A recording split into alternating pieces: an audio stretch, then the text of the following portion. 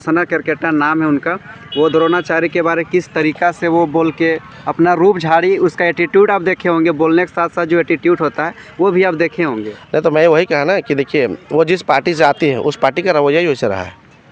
उस पार्टी का बैकग्राउंड खोल के देख लीजिए। जिन लोगों ने एक्चुअली उस पार्टी को पैदा किया था आज वो लोग हैं ही नहीं।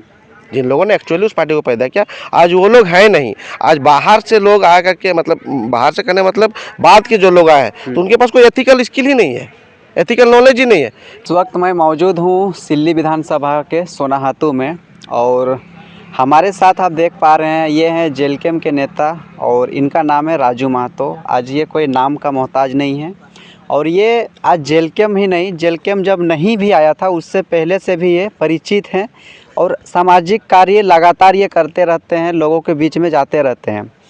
अभी देख पा रहे होंगे कि कार्यकाल जो है कि जेलकेम का 1 साल हो गया, और इनके जो विधानसभा है वहाँ से भी वो विधायक नहीं है जेलकेम का, लेकिन काम जो है कि जेलकेम का अभी भी इनका विधानसभा से पार्टी द्वारा किया जा रहा है। चाहे किसी भी प्रकार का सपोर्टिंग होता है जो इन लोग से हो सके वो करते हैं।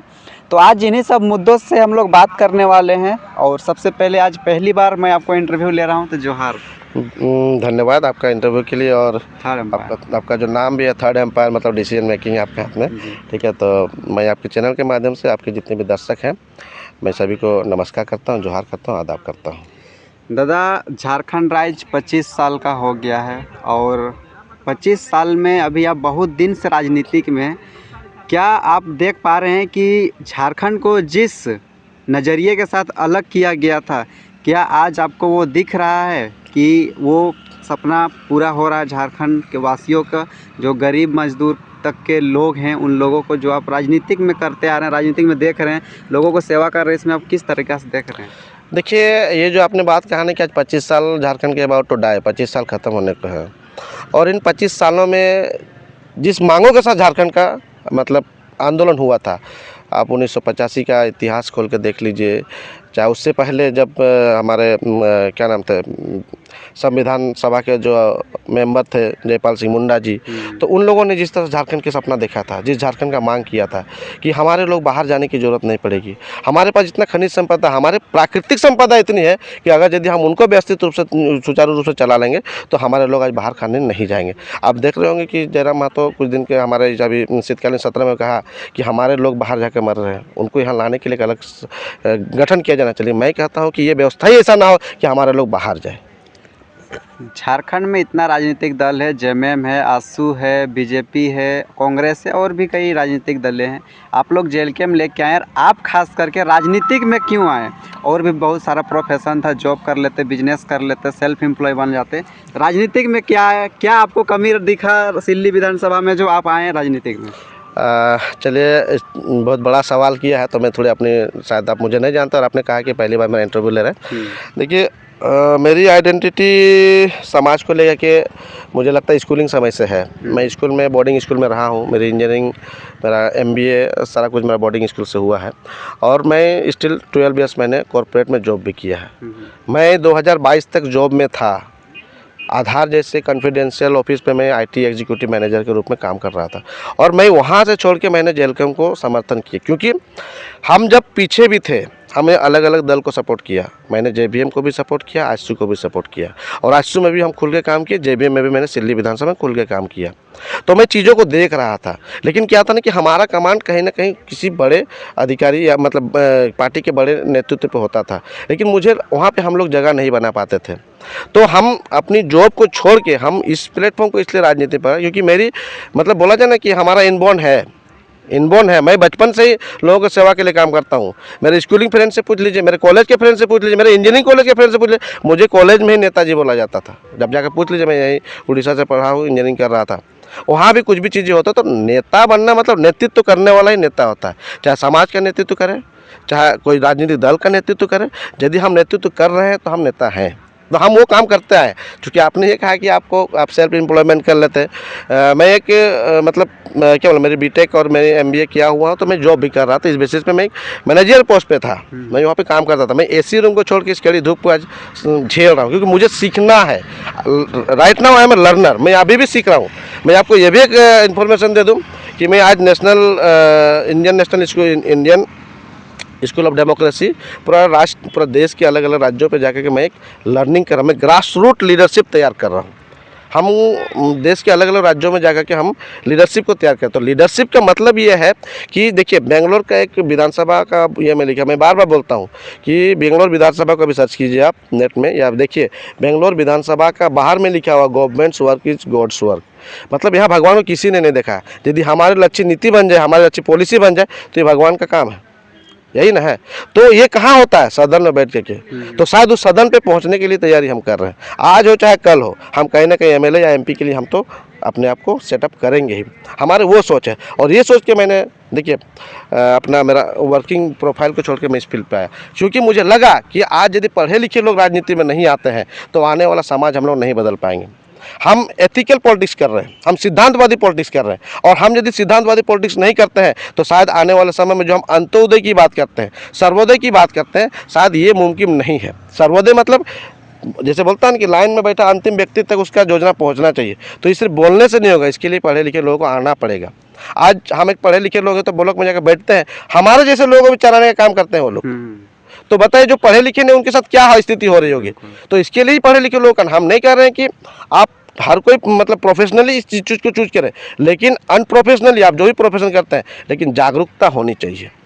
राजनीति की जागरूकता सबको होनी चाहिए। मैं तो ये भी कहता हूँ और मैं ये प्रयास भी कर रहा हूँ कि मुझे लगता है कि आफ्टर 12 के बाद जितने भी ग्रेजुएशन कॉलेजेज हैं वहाँ भी जाके एथिकल पॉलिटिक्स सिखाना चाहिए, एथिकल पॉलिटिक्स के बारे में बताना चाहिए। क्योंकि जब तक हमारे लोग, हमारे वोटर जब राजनीति की महत्व को नहीं समझेंगे ना, तो शायद वो गलत चुनाव करते। देखिए, एक गलत चुनाव से एक बहुत बड़ा समाज का नुकसान हो सकता है, एक गलत चुनाव से एक बहुत बड़ा समुदाय का नुकसान हो सकता है, एक गलत चुनाव से बहुत बड़ा राज्य का नुकसान हो सकता है। इसीलिए पढ़े लिखे लोगों का आना चाहिए। ये मेरी खुद की चॉइस है कि मैंने इस रास्ता को चुना है। आप बोले एथिकल पॉलिटिक्स को, आप देख पा रहे हैं कि झारखंड में एथिकल पॉलिटिक्स चल रहा है। अभी देखा जा रहा है कि एक दूसरे को कमियां दिखाया जा रहा है, और अपना नेम फेम बनाने के लिए जो है कि लोग भगवान तक को भी नहीं छोड़ रहे हैं। अभी आप देखे होंगे, कल ही देखे होंगे द फॉलोअप के मंच में, सना क्रिकेटर नाम है उनका, वो द्रोणाचार्य के बारे किस तरीक़ा से वो बोल के अपना रूप झाड़ी, उसका एटीट्यूड आप देखे होंगे, बोलने के साथ साथ जो एटीट्यूड होता है वो भी आप देखे होंगे। नहीं तो मैं वही कहा ना कि देखिए, वो जिस पार्टी से आती है उस पार्टी का रवैया ही वैसे रहा है। उस पार्टी का बैकग्राउंड खोल के देख लीजिए। जिन लोगों ने एक्चुअली उस पार्टी को पैदा किया था आज वो लोग हैं ही नहीं। जिन लोगों ने एक्चुअली उस पार्टी को पैदा किया आज वो लोग हैं नहीं। आज बाहर से लोग आ करके, मतलब बाहर से करने मतलब बाद के जो लोग आए हैं, तो उनके पास कोई एथिकल स्किल ही नहीं है, एथिकल नॉलेज ही नहीं है कि राजनीति क्या चीज़ होती है, और आशु किस लिए बना था, और आशु का मेन उद्देश्य क्या था। ठीक है, उनको उसके बारे में उसका बैकग्राउंड नहीं पता नहीं। ये जो आप आशु पार्टी लिखते हैं, उसी नेत्री से ये मेरा आपके लिए एक टास्क है, उसको पूछिएगा जाएगा कि आप अपने आप को आशु पार्टी की नेत्री कहती हैं। ठीक है, तो ये आशु और आशु पार्टी का जो आशु जो डिफाइन हुआ, आशु का फुल फॉर्म बता दीजिए, आशु पार्टी का फुल फॉर्म बता दीजिए हमको। आशु पार्टी इंक्लूड किया हुआ है, तो ये पार्टी है, तो उसके ऊपर जो आशु लिखा हुआ है तो उसका कुछ ना कुछ तो फुल फॉर्म होगा। है एक आशु जो ऑल झारखंड इंस्टीट्यूट नहीं, वो अलग थी, वो एक नॉन पॉलिटिकल ऑर्गेनाइजेशन था। तो उनसे पूछिएगा, उसके बाद मेरे पास यदि उनके पास नहीं जवाब होगा तो शायद राजू महतो उसका भी जवाब दे देगा। ठीक है, पूछ लीजिएगा ये कौन सा एसोसिएशन है, ये कौन सा यूनियन है। तो क्या लग रहा है कि मतलब झारखंड में ये एक बन गया है कि मतलब अगर आपको नेम फेम पाना है तो किसी भी चीज़ को गाली दीजिए। वही तो, ये झारखंड में नहीं, ये चूंकि देखिए एक युग बदला। आज अभी का जो युग है इसको बोलते हैं नाउअडेज इट्स डिजिटल इरा, मतलब डिजिटल युग बन गया। तो डिजिटल युग में अपने आप में सब मीडिया है, अपने आप में सब कुछ है।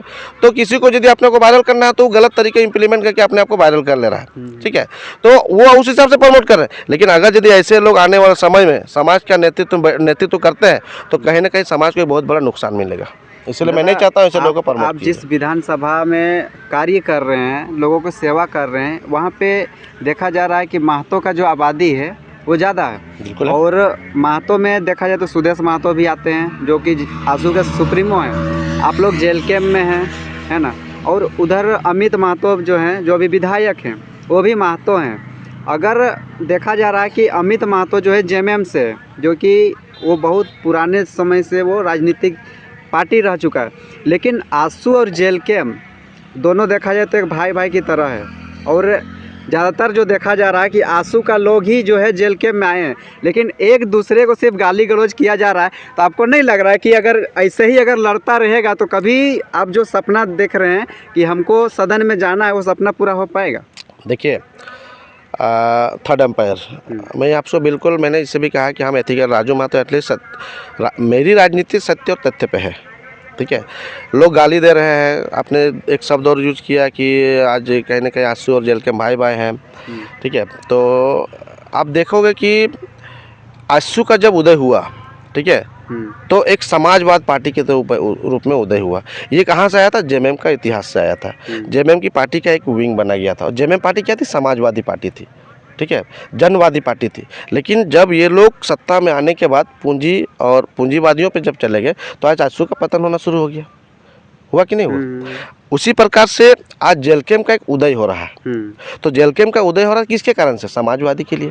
हम समाज में काम कर रहे हैं, जनता का हक और अधिकार की लड़ाई लड़ रहे हैं। जहाँ जैसी भी हो, चाहे प्लांट का इशू हो, चाहे लैंड का इशू हो, चाहे किसी भी तरह का एक्सीडेंट का इशू हो, तो जेल कैंप वहाँ पे काम कर रहे हैं समाज के लिए। तो देखिए, समाजवादी एक मतलब बोला जाए तो उदारवाद है।